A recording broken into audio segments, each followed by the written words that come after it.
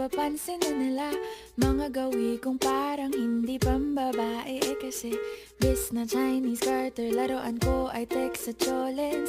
Tapos kajamin ko lagi noon mga sigang lalaki sa amin. Nung ako'y mag-high school ay napabarkada sa mga bay. Curious na babae na ang hanap din ay babae. Sa halip na makeup kit, bit-bit ko ay gitara. Tapos pormahan ko lagi ay long sleeves na t-shirt at faded na lonta. Pero nung makilala kita, nagbagong bigla ang aking timpla. Natutuwa ko na magpariban at mag-ahit ng kilay at least once a month. Hindi ko alam kung anong meron ka na sa akin ay nagpalambot ng bigla. Sinong mag-aakalang lalaki pala ang bibihag sa tulad kong tigreng gala. Kahit ako'y titibok-tibok, puso ko ay titibok-tibok pa rin sa'yo. Isang halik mo lamang at ako ay tinatablan. At ang aking pagkababae ay nabubuhayan na para bang bulaklak na namumukadkad. Dahil alaka mo sa dilig at katamtamang sikat ng araw-araw mong pag-ibig sa aking buhay nagpapasarap.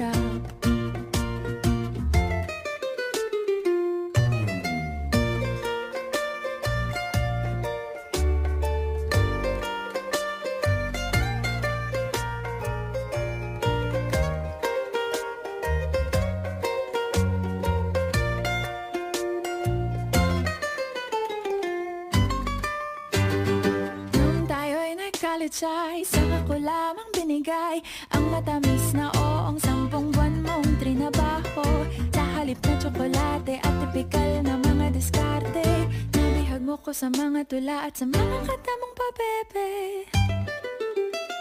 Kaya nga noong makilala kita, alam ko na agad na mayroong himala. Natutuwa kong magtakong at napadalas ang pagsuot ng bestidang pula. Pero di mo naman inasam na ako ay magbagong tuluyan para patunayang walang matigas na tinapay sa mainit na kape ng iyong pagmamahal.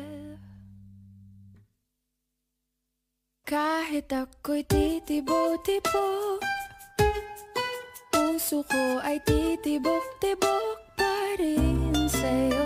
Isang halik